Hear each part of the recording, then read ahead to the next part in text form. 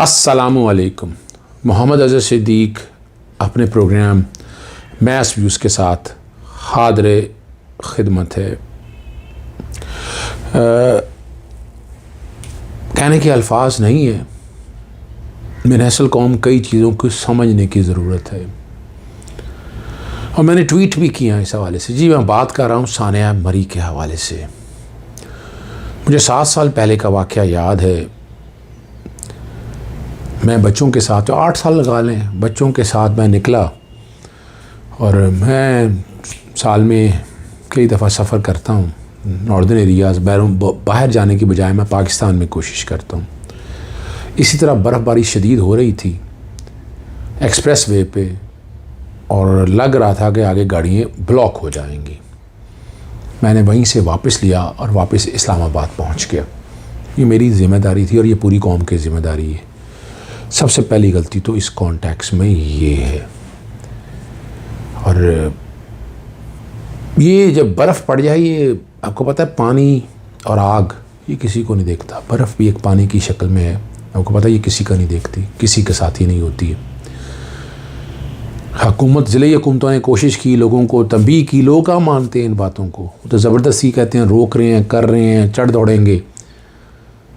और जब सानिया हो गया, फिर मैं ट्वीट बैकग्राउंड पे सारे चला रहा हूँ। जब मैंने जवाब दिया बीनिश को, मरीम नवाज़ को और इन सब को, शहबाज शरीफ को भी, और मैंने कहा सबक सीखें। जुडिशल इंक्वायरी का मैं मुतालबा कर रहा हूँ वज़ीर आला पंजाब से और वज़ीर आज़म पाकिस्तान से कि वो वजूहात पता लगा सकें, क्या हुआ, वक्त से पहले क्यों नहीं हुआ, डिज़ास्टर कैसे कंट्रोल नहीं हो सकता, रेस्क्यू करने के लिए हमारे क्या प्रॉब्लम्स हैं। अभी तक किसी ने कोशिश नहीं की। आज की गवर्नमेंट पे आप नहीं डाल सकते। तो पहले का इंफ्रास्ट्रक्चर होता तो हालात बेहतरी की तरफ चले जाते। तो ये मैं नहीं समझता कि इसका एक दूसरे पे ज़िम्मेदारी डाली जा सकती है। मैंने शॉर्ट में ट्वीट वो सारे चला दिए, क्योंकि ज़्यादा मैंने हल निकालने हैं। एक दूसरे को ब्लेम गेम नहीं करना, लेकिन सियासतदान यहाँ ब्लेम गेम ही करते हैं। हमारे यहाँ कई एंकर भी यही कर रहे हैं, इसी कश्ती पर सवार हुए हैं। खुदारा इस कौम को कौम बनाएं, हजूम से निकाल लें, ग्रोह से निकाल लें, स्टेट्समैन बने। चलते हैं। जो इशू है, नवाज शरीफ साहब भी सोते हुए आए। अच्छा, वो कमाल की बात है, वो वही ख़ास अज़हर जावेद और वही लोग, वही आगे पीछे वही 10-12 लोग जो साफ़ी भी कहलाते हैं, वही खड़े हो जाते हैं। और आपने हाथ में पर्ची देखिएगा वो बैकग्राउंड पे ना, मैं कोशिश करूँगा उतना पोर्शन चला दूँ बताने के लिए उसको कि वो कहना क्या चाहते हैं। जवाब मैं इसका दे बैठा हूँ कि सादक और अमीन कहाँ तलाक होना है। आर्टिकल 62(1)(f) बार बार मैं पढ़ाता हूँ, फिर बैकग्राउंड पे चल रहा हूँ। जो नॉमिनेशन पेपर दाखिल करते देते हैं उस पर्पज़ के लिए, इलेक्शन लड़ने के लिए। आपने कोई कल जुर्म कर दें और वहाँ कोई बयानी अल्फी आप दे दें, उसका ताल्लुक आपके इस पे नहीं होगा। मैं फिर क्लियर कर दूँ आपको, ये बड़ी कन्फ्यूजन क्रिएट की हुई है इन लोगों ने कि मियाँ नवाज शरीफ ने अपने कागजात नाज़िल में दुबई का नहीं जिक्र किया कि मैं बच्चे के यहाँ मुलाजमत हूँ, तनख्वाह ली या नहीं। इशू ये नहीं है, मिस डिक्लेरेशन का इशू है, बार बार बताता हूँ। फिर अभी एक बड़ी ज़बरदस्त बात है कि ये रिपोर्ट आ गई है। अच्छा चले पहले ज़रा वो सुने, फिर बात करता हूँ मियाँ नवाज शरीफ का 2 और, ठीक है, लेकिन वो ख़ास तौर पर वो पर्ची वाला ज़रूर वो चलेगा। जो पर्ची हाथ में पड़ी हुई ना, सवाल लिखे हुए तय कर दे अंदर, तय करके और आवाम बेवकूफ़ बनाने के लिए, पहले ज़रा वो सुन लें। जी, आपने वो सारी गुफ्तगू सुन ली, अब मैं आपको आगे लेके चलता हूँ। बड़ी सिंपल सी बात है जो समझने की बात है। इलेक्शन कमीशन की एक रिपोर्ट आई, फ़ॉरेन फंडिंग क्लियर कर चुका हूँ। एक रिपोर्ट है ना, इस तरह की रिपोर्टें शरीफ ख़ानदानों बाकी लोगों के ख़िलाफ़ आ चुकी हैं, बहुत से लोगों के ख़िलाफ़। तो क्या उनसे आपने मुतालबा किया? ये प्रिंसिपल सेट कर लें आज रिपोर्टें आने का ही, इनकारी रिपोर्टें आने का ही ना, वो तय कर लेना ये प्रिंसिपल। अपना मनी लॉन्ड्रिंग सारा, फिर तो फारूक शहबाज शरीफ कहाँ गया, मरियम कहाँ गई? सबके खिलाफ हैं, इसहाक के अगेंस्ट, ख्वाजा आसिफ के अगेंस्ट, ख्वाजा साद रफ़ी के अगेंस्ट और इन सब लोगों के अगेंस्ट। फिर तो ख़त्म होगी ना बात। इन इंक्वायरी रिपोर्टों पर शर्म डूब मरने का मकाम है। इन इंक्वायरी रिपोर्टों की कोई हैसियत नहीं है। नवाज शरीफ को सज़ा दी है नैब अदालतों ने, तो जब सज़ा मिल जाएगी फिर आइएगा। अब चलते हैं डॉक्टर शाहिद कुरैशी की तरफ। बड़ा अहम इशू है, मरी के कॉन्टेक्स्ट में बात करते हैं। चलते हैं डॉक्टर शाहिद कुरैशी की तरफ। और मैंने आपको प्रोग्राम के शुरू में बता दिया था, सानिया मरी पे हर आंख अश्कबार है। और क्योंकि ये मामला 2-3 तरह से है, एक सियासी है, एक इंतज़ामी है एक इखलाकी है और एक कानूनी है। तो मैंने मुनासिब समझा कि इस पे शाहिद कुरैशी साहब से, जो कि लंदन में है, बर्फ वहाँ भी पड़ती है और बहुत पड़ती है बर्फ। तो उन लोगों ने क्या ऐसा काम किया और हमारे यहाँ क्या? पहले मैं वक़्त से पहले बता दूँ, आपको पता है सानिया, जब ज़लज़ले का सानिया आया तो नेशनल डिज़ास्टर मैनेजमेंट अथॉरिटी बनी। किसी हुकूमत ने उसको सीरियस लिया नहीं। अभी भी हमने स्मोक लाहौर कंट्रोल करने के लिए पंजाब में लाहौर हाई कोर्ट में एनडीए हमारी बड़ी मदद करी, लेकिन हम अदालत के ज़रिए सारे मामलात को लेके चल रहे हैं। मौजूदा हुकूमत अदालत के सामने कोशिश करती है, मुआवनत करती है। डॉक्टर शाहिद कुरैशी साहब, पहले तो आप ये बताइएगा कि यहाँ तमाम सियासी जमातें रात सोई रही, लीडर भी साथ सोए रहे रात, सारे को पता था, हुकूमत कोशिश करती रही, वो सारे जाग गए। सुबह वजीर आजम भी कसूरवार, हुकूमतें भी कसूरवार, मान लिया ये सारा कुछ है। क्या इन्होंने अपना मिनहसल कौम एक स्टेट्समैन के तौर पर इन्होंने अदा किया? जी, बिस्मिल्लाहिर्रहमानिर्रहीम। देखिए, बड़ा अफ़सोसनाक वाक़या है और पाकिस्तान में जिस तरह लोग अपनी जानें दे रहे हैं या जानें उनकी जा रही हैं, उसमें जो मैं आपको एक छोटी-सी मिसाल दूँगा कि आज तक दुनिया में जितने नबी आए हैं, उनमें से अक्सरियत नबी जो थे ना, वो भेड़-बकरियाँ चराते थे, शेपर्ड्स। तो अल्लाह मियाँ ने शेपर्ड्स को नबी इसलिए बनाया कि वो बड़ा सब्र का काम होता है। उसने सारी भेड़-बकरियों को इकट्ठा रखना होता है और साथ में उसको बचा के भी रखना होता है, भेड़िए से भी, और वो अकेला भी होता है। तो जो मैं इससे पहले कि मैं अवाम पे ज़िम्मेदारी डालूँ कि अवाम ने ये किया और अवाम को नहीं करना चाहिए, वो तो हम करेंगे उस पे बात। लेकिन सबसे इम्पोर्टेंट ज़िम्मेदारी जो थी वो आजकल तो 8 दिन पहले पता चल जाता है कि अब मौसम कैसा होगा, बारिश होगी, बर्फ होगी, क्या होगा। तो जो डिस्ट्रिक्ट मैनेजमेंट है मरी की, उनको पता होगा 8 दिन पहले कि फलां तारीख को बर्फ पड़ेगी। और मेरे पास जो फ़ोन है वो तो मुझे 1-1 घंटे का वक़्त बताता है मेरे एरिया में, जहाँ मैं रहता हूँ। और कल शाम को उन्होंने मुझे मैसेज आया हुआ था कि potential disruption due to snow, कि स्नो की वजह से पोटेंशियल डिसरप्शन होती है, तो तुम होशियार रहना तुसी। ठीक है जी।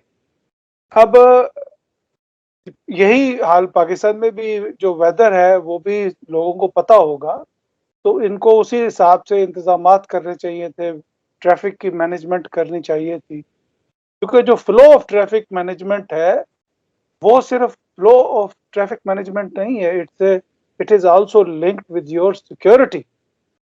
आपकी सिक्योरिटी से मेरा चूँकि ज़्यादातर मैं सिक्योरिटी और इन चीज़ों को डील करता हूँ, तो अभी एक सीआईए का एक्सपर्ट जो है, सीआईए का बता रहा था काबुल के अंदर, तो उससे उसने पूछा कि अगर तुम्हारे तो सारे लोग वहाँ से चले गए हैं काबुल छोड़ के, तो तुम अब कैसे पता चलाओगे कि काबुल में क्या हो रहा है?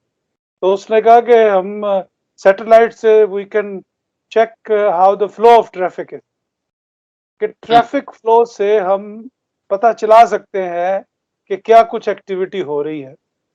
और जब कोल्ड वॉर के ज़माने में तो वो कब्रें गिन के बता देते थे कि मॉस्को में कितने बंदे फौत हुए हैं, कितनी नई कब्रें बनी हैं और कितने पुराने लोग।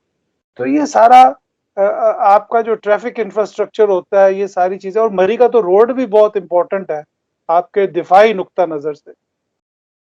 अब उसमें एक असिस्टेंट कमिश्नर मरी है, जिसकी तरफ से मैं पढ़ रहा था, कल देख रहा था मैं, आपके और हमारे टाइम में चूँकि 5 घंटे का फ़र्क है, तो वो अपने वार्निंग भी दे रहे थे कि आप ना आएँ, सड़क बंद कर दी गई, ये वो। लेकिन उस वक़्त तक लाखों की तादाद में लोग दाखिल हो चुके थे। ये तो आपकी करंट फैक्चुअल सिचुएशन थी। लेकिन इससे भी जो जो दर जो जो शर्मनाक सिचुएशन है वो ये है कि ये नून लीग या ये पीपल्स पार्टी, इन लोग ये 40 साल इनकी बल्कि 50-60 साल इनकी हुकूमतें रही। तो इन्होंने मरी के अलावा जहाँ ये खुद जाते थे, इसके अलावा इन्होंने कोई ऐसा मकाम नहीं बनाया कि जहाँ पे 22 करोड़ अवाम का जो प्रेशर है वो जा सके, एक के अलावा। यानी जहाँ मियाँ साहब जाएँगे उस सड़क को इन्होंने बना दिया, वो मरी, चूँकि मियाँ साहब हर हफ्ते जाते थे, तो इन्होंने वो चीज़ डेवलप कर दी। आपको एक मैं थोड़ी-सी बात बताता हूँ, मेरे एक रिश्तेदार थे, वो इंटेलिजेंस में थे। तो मियां नवाज शरीफ साहब जो थे ना, वो एक पैसेंजर ट्रेन होती थी जो रात को 10 बजे चलती थी लाहौर रेलवे स्टेशन से, और वो सुबह 5 बजे पिंडी पहुंचती थी। और वो पाकिस्तान की वाहिद पैसेंजर ट्रेन थी जो अपने टाइम पे पहुंचती थी। इसके अलावा कोई ट्रेन अपने टाइम पे नहीं पहुंचती थी, यानी पैसेंजर ट्रेन। और वो क्या था, उस जमाने में चूंकि एसडीओ टेलीफोन मोबाइल फोन नहीं होते थे, तो हर स्टेशन का एक एसडीओ टेलीफोन कनेक्शन लेके खड़ा होता था। और मियां साहब सलोन नंबर 1 जो भुट्टो साहब ने बनाई हुई थी अपने लिए, उसमें सफर करते थे। और लाहौर के नौलखा थाने से लेके और पिंडी तक हर जीटी रोड पे पुलिस की एक गाड़ी ट्रेन के साथ साथ चलती थी। ये शायद आपको कभी किसी ने बताई ना हो, मैं आपको ये पहली भाई, दफा। ये मेरे लिए भी बड़े फैक्ट रिवीलिंग है, ये बता बड़ी। तो ये काम मियां नवाज शरीफ साहब हर जुमेरात को करते थे। और मेरे जो रिश्तेदार थे वो कहते, कभी ईद पे भी आ जाता था ना जुमेरात जुम्मा, तो मैं उनसे पूछता था, मैं कह जी की गल, कहते यार वो वजीर आजम साहब ने जाना है। और वो लाहौर रेलवे स्टेशन पे चूंकि बाइकआउट होता था, मीडिया को ब्लैकआउट होता था, तो वहां पे तमाम ग्वाल मंडी के लोग कुलचे और निहारी और ये सारी चीजें लेके वो पहुंचे। तो इनका मियां साहब का एक गार्ड था सदीक, स्पेशल ब्रांच का, अल्लाह उसको जनरल करे, बहुत हो गया, वो हम तो जानते थे उसको।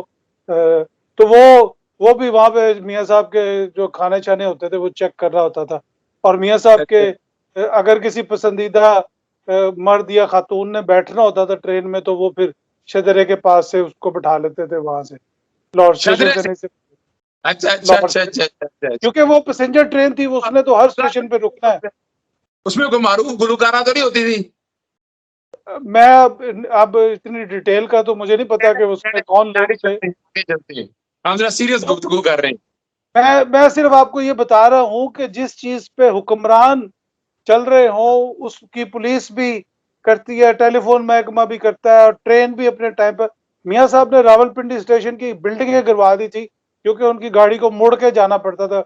जो लोग पिंडी स्टेशन पे जाते रहे पहले, उनको पता होगा कि पिंडी जी स्टेशन पे मैं गया जाने के लिए, तो जो अब फिर इन्होंने वो सारी बिल्डिंगें जो पिंडी स्टेशन के बिल्कुल सामने थी वो सब गिरा के अपना सब गिराई अपनी है, सड़क मैंने सीधी कर मैंने ली। देखी है जी।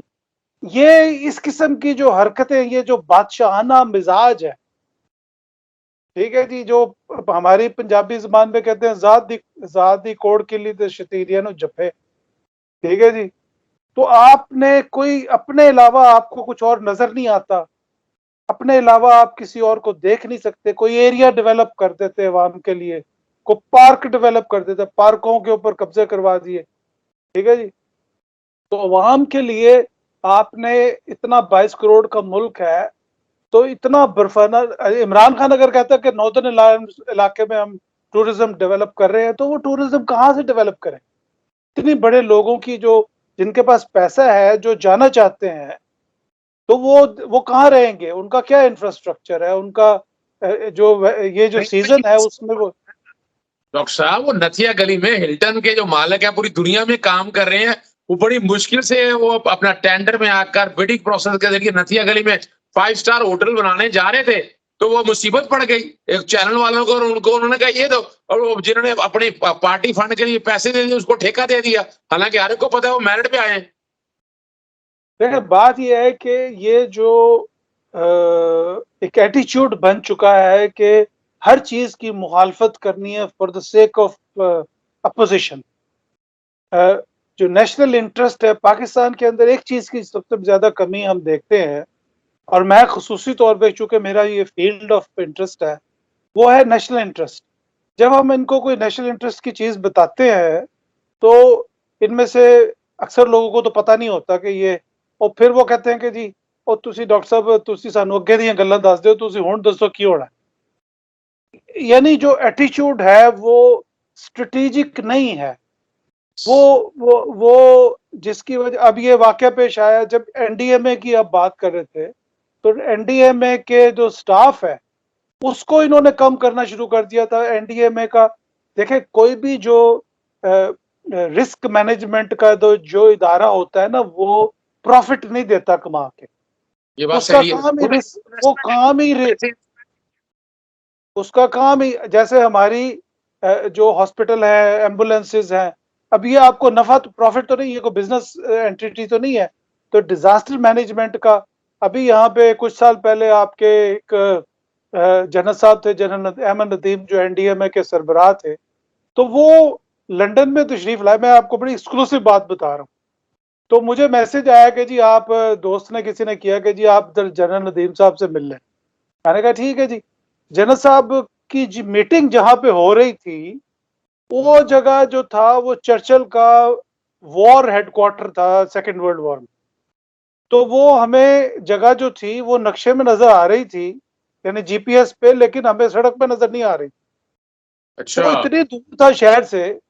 और जब हम वहां पे पहुंचे हैं, आप यकीन करें, जब हम वहां पे पहुंचे तो दुनिया के 35 जनरल्स जो थे, जिसमें अमेरिका, बरतानिया, ये यूरोप और सारे, इंडोनेशिया, इंडिया के तमाम जनरल्स जो थे, 35 मुल्कों के जनरल्स जो थे, ये सुनामी के बाद की बात कर रहा हूं मैं, वो वहां पे बैठे हुए थे। और वो बिल्कुल कैजुअल कपड़ों में, टी शर्ट्स में बैठे हुए थे, और सिर्फ डिजास्टर मैनेजमेंट डिस्कस हो रही थी। सही सही। और कौन डिस्कस कर रहे थे? मिलिट्री एस्टेब्लिशमेंट डिस्कस कर रही थी दुनिया की। वहां पे पाकिस्तान की रिप्रेजेंटेशन थी। जनरल अहमद नदीम ने बड़ा स्वात ऑपरेशन में भी बड़ा काम किया, और ये जब जल्जला आया था उसमें भी उनका बड़ा काम था। तो मैं उनसे जब मिला तो वो उसी जगह पे, उसको कहते हैं विल्टन पार्क, उस जगह को आप सर्च करेंगे, वो कॉन्फ्रेंस सेंटर है। तो वो बड़ी सिक्योरिटेड सी जगह पे उन्होंने बनाया हुआ है। सारे थिंक टैंक्स, आपके सारे बड़े बड़े लोगों को वहीं रखते हैं आके। तो वहां पे कमरे भी बने हुए हैं, और वहीं पे उनकी सारी ब्रेन वॉशिंग भी, और ब्रेन स्टॉर्मिंग, और ब्रेन जो भी है वो होता है वहां पे। तो मैं आपको बता रहा हूँ कि उन्होंने आगे की प्रेपरेशन की होती है।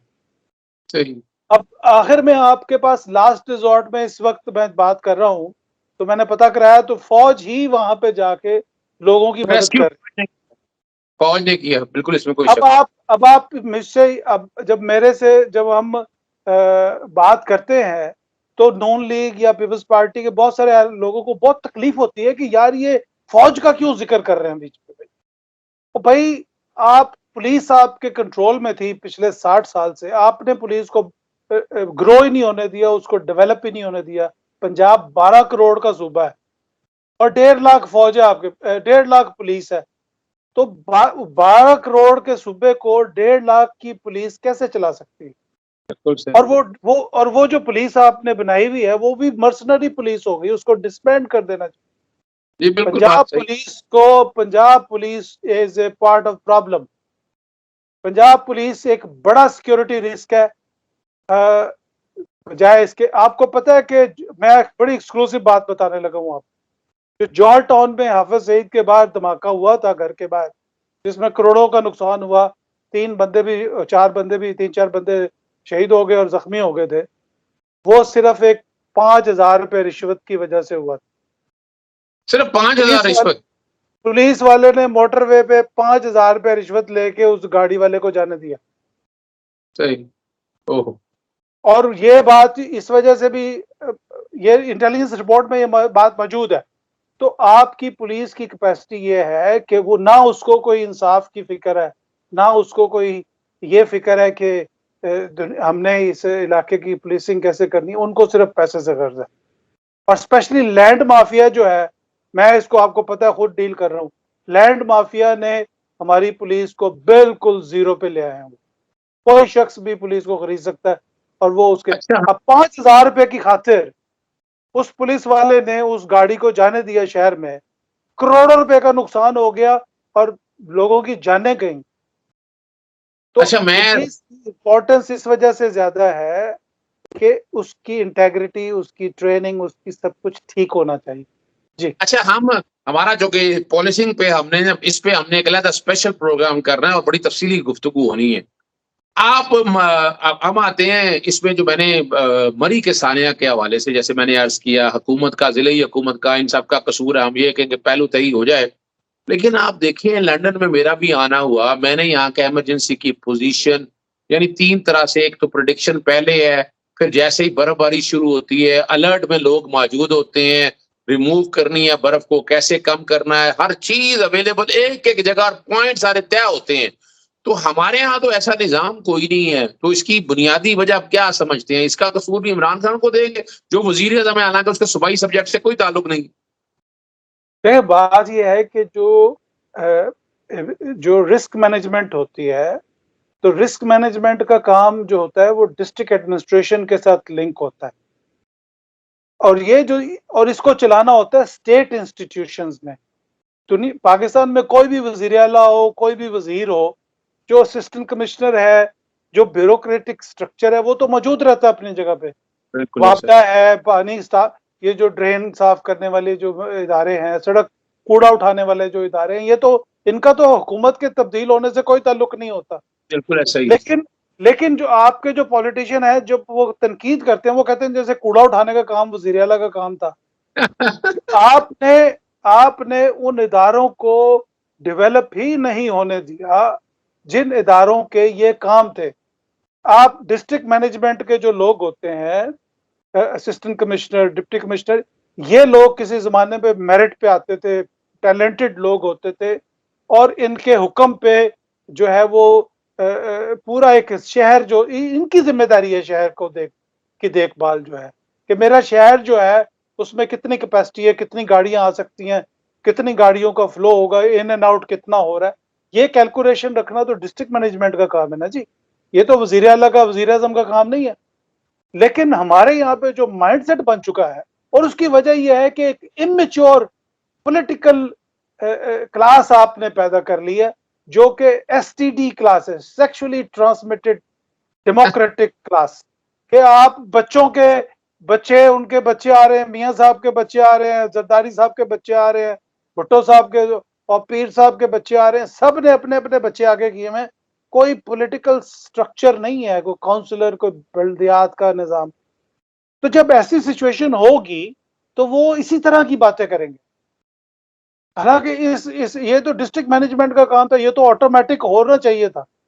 इसमें अगर कोई रिसोर्स मैनेजमेंट का मसला था तो उसका पहले से पता, आपको हर एक को पता है कि पाकिस्तान में जनवरी फरवरी में बरी में बर्फबारी होती है, दिसंबर में बर्फबारी होगी नॉर्दर्न इलाकों में, ये तो सबको पता है। ये तो हमें पिछले 200 साल से पता है इस बात का। इसके लिए तो कोई बहुत बड़ा साइंसदान होना जरूरी नहीं है। तो आपको इसका इंतजाम करके रखना चाहिए था।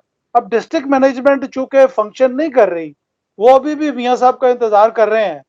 आपकी जो ब्यूरोक्रेसी है, आपकी जो पुलिस है, वो जो लैंड माफिया से मिले हुए पीएसपी के अफसर थे, वो सब अभी भी मियाँ शहबाज शरीफ का इंतजार कर रहे हैं, या वो डरे हुए हैं। उनकी वीडियो फिल्में हैं, बनी हुई हैं, कहीं पे रखी हुई हैं, जो लाखों की तादाद में उन्होंने बनाई हुई हैं। तो वो पूरी की पूरी क्लास जो है वो अपनी फंक्शनिंग नहीं कर रही। सही है। अब उसमें इमरान खान या उस्मान बुजदार क्या कर सकता है? उस्मान बुजदार का इतना काम नहीं है, क्योंकि उस्मान बुजदार अगर उसकी पर्सनैलिटी ठीक नहीं, लेकिन बात सही है कि हमारी जो परसेप्शन भी एक चीज होती है, इमेज भी एक चीज होती है, वो भी वो अपनी जगह पे है। लेकिन जो ऑटोमेटिक डिस्ट्रिक्ट मैनेजमेंट ने काम करना होता है, उसमें तो इन चीजों की जरूरत नहीं होती। वो तो आपके एक अफसर ने, एक एएसआई ने, एक सब इंस्पेक्टर ने, इन्होंने डिलीवर करना होता है, एक डीएसपी ने। लेकिन हमारे यहाँ पे हर एक काम कहते हैं, जो काम पुलिस से नहीं करना, ये पुलिस का काम है ट्रैफिक कंट्रोलिंग करना, लॉ एंड ऑर्डर को मेंटेन करना। अब आप एक जगह पे हजारों की तादाद में लोग ले आएंगे, तो वो कैसे उसको मैनेज करेगी पुलिस? वो तो है ही नहीं, उनकी तादाद तो उसके मुताबिक होगी। तो जब आप किसी भी इदारे को स्ट्रेच कर देते हैं तो वो कोलैप्स हो जाता है। जब जजों का मामला आया, अब जुडिशियल एक्टिविज्म आया, हर बंदा अपनी पिटिशन लेके, उन्होंने जस्टिस इफ्तिखार चौधरी को मसीहा समझ लिया, हर चीज जस्टिस इफ्तिखार चौधरी कर रहा है।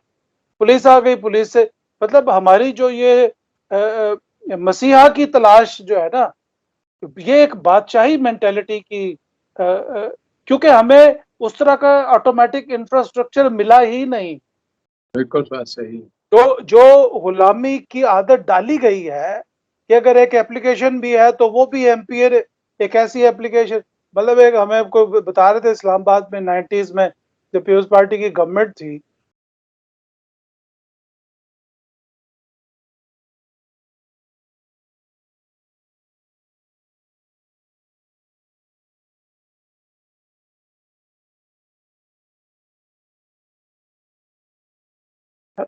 हेलो।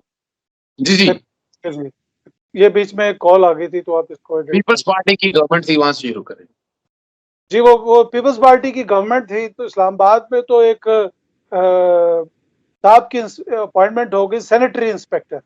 तो जब वो वापस गए हैदराबाद डिस्ट्रिक्ट के अंदर अपने गांव में, तो उन्होंने अपने जाके दफ्तर में कहा कि सही कोई गड्डी शड्डी को वायरलेस बताएं किधर है। तो उसको पता ही नहीं था कि सैनिटरी इंस्पेक्टर में और पुलिस इंस्पेक्टर में क्या फर्क होता है। उसने कहा जनाब कोई गड्डी शड्डी कोई नहीं है, ये 150-200 बंदे खाकरूब आपके अंडर में, और ये आपका एरिया है जिसकी सफाई का आपने ख्याल रखो। तो मकसद कहने का ये है कि वो जो बेसिक ट्रेनिंग होती है, नेशनल बेसिक ट्रेनिंग की जरूरत है। अच्छा, एक और चीज, मैं आपसे, प्रोग्राम खत्म लंबा ज्यादा हो गया है, मैं आप नहीं समझते कि हम एक कौम नहीं बन सके, हम ग्रोह में बटे हुए हैं, और एक स्टेट्समैन के किरदार के तौर पर, यानी एक सानिया होता है, वो सियासत शुरू हो जाती है। तो यहाँ एक इस बात की भी कमी नहीं है कि हम सानिया को सानिया लेकर एक स्टेट्समैन के तौर पर किरदार आके हाथों में हाथ डाल के कौम के लिए कुछ सोचे। देखें, ये बड़ी अनफॉर्चुनेट बात है। मोहतरमा बेनजीर भुट्टो जब कारसाज का वाकया पेश आया, तो मैं उस वक्त अल जजीरा चैनल पे किसी और प्रोग्राम के लिए मौजूद था। तो जब ये कारसाज का वाकया पेश आ गया तो उन्होंने मुझे रोक लिया स्टेशन अपने अल जजीरा इंग्लिश ने। तो बेनजीर भुट्टो ने कहा कि जी वो जो धमाका हुआ है वो बेबी की प्रैम में था, यानी वो बेबी बॉम्बर उन्होंने बना के पेश किया। हालांकि ऐसा नहीं था, ऐसा कुछ नहीं हुआ था। तो मुझसे वो जो प्रेजेंटर थी उसने मेरे से पूछा ब्रेक के दौरान में कि why did she say that. I said I don't know, कि उसने एक वाकये पे पॉलिटिक्स करने के लिए ये कहा कि जो बॉम्ब था वो एक बच्चे की प्रैम में और एक बच्चे के अंदर डाल के उसको लगा के तो मुझे दिया गया, तो वो धमाका हो। हालांकि बेनजीर साहबा तो खुद बॉम्ब प्रूफ में थी, 60-70 दो बंदा मारा गया। वो तो अब एक पॉलिटिशियन को जब सिक्योरिटी एस्टेब्लिशमेंट ने ये कहा कि आपको सड़क पे नहीं जाना चाहिए, आपकी जान को खतरा है, लेकिन उन्होंने नहीं मानी, वो 150-200 बंदा मरवा दिया उन्होंने। खुद तो वो बॉम्ब प्रूफ में थी, बच गई। और जब उनकी शहादत हुई है, जब वो फौत हुई है पिंडी में, वो उनकी गाड़ी फिर बॉम्ब प्रूफ थी, वो खुद बाहर निकली तो जान से गई। बाकी लोग तो बच गए थे ना, तो सिक्योरिटी तो ठीक थी। तो आप अपनी जब आपको सिक्योरिटी वाले कोई चीज बताते हैं तो आप उनकी बात सुने, इसीलिए आपने उनको रखा हुआ है। तो पॉलिटिशियन जो है वो या तो मतलब वो उनके अंदर कोई ट्रेनिंग ही नहीं है, सिविक ट्रेनिंग नहीं है। वो अपनी शान के खिलाफ समझते हैं। अगर उनको कोई पुलिस वाला, कोई सिविक वाला को रोक ले, उसकी ये उनकी शान में गुस्ताखी हो जाती है। यहाँ डॉक्टर साहब वो सिविल सुपरमेसी आ जाती है, वो बेवकूफ बनाने के लिए सिविल सुपरमेसी का लफ्ज इस्तेमाल किया जाता है। यदि पुलिस अगर आपको रोक रही है इशारे पे, तो उसमें कौन सी सिविल सुपरमेसी है? आप पुलिस ने आपको रोका, आप रुके वहां पे, ये आपका काम है पुलिस की ऑर्डर उस पे रुकना, पुलिस की बात सुनना, इसीलिए है। तो चलें डॉक्टर साहब, बहुत शुक्रिया, बड़ी तफसीली गुफ्तगू हुई। नाज़रीन, कोशिश की है आप तक हालात और वाकयात और असल जो रूट कॉज डिस्कस करने की। शहादतें तो हो गई, अमवात हो गई, मरी पे किसका होना था, नहीं होना था, लेकिन मिलहसल कौम जो है ना, हमें हर एक को जिम्मेदारी है। शुरू में मैंने बता दिया था, सबसे पहला कसूर हमारा है, फिर जिले इंतजामिया का है, फिर गवर्नमेंट का है, लेकिन वो सबसे बढ़ के अपोजिशन का है कि अपोजिशन भी सियासत करती रही। सुबह उठ के उन्होंने जो काम शुरू कर दिया, एक दूसरे पे इल्जामबाजी। रात को क्या उन्होंने अपनी जिम्मेदारी पूरी की? रोका किसी को हदायत की? अपने किसी वर्कर को या अपने किसी वोटर को रोका उन्होंने? सवाल बड़ा सीधा सा है, नहीं, ऐसा नहीं है। इजाजत जाएंगे, इजाजत दीजिएगा मुझे डॉक्टर शाहिद कुरैशी को दोबारा एक खास प्रोग्राम में बल्कि 2 खास प्रोग्राम में जस्टिस काजी फायज़ के हवाले से और पुलिसिंग के हवाले से कि पुलिस का क्या तरीकाकार, उस पर कोशिश करेंगे। ज्यादा वक्फा ना हो, जल्दी गुफ्तगू। अस्सलाम वालेकुम, अल्लाह हाफ़िज़, पाकिस्तान जिंदाबाद। आपने डॉक्टर शाहिद कुरैशी के साथ मेरी गुफ्तगू सुन ली है, कोशिश की है चीज़ों को सम अप करने की और हालात बदाक़त आपके लिए बेहतर करने की। जगाते रहेंगे और आप जागते रहिएगा। सजेशन ज़रूर भेजिएगा कि मैं क्या कर सकता हूँ। अस्सलाम वालेकुम, अल्लाह हाफ़िज़, पाकिस्तान जिंदाबाद।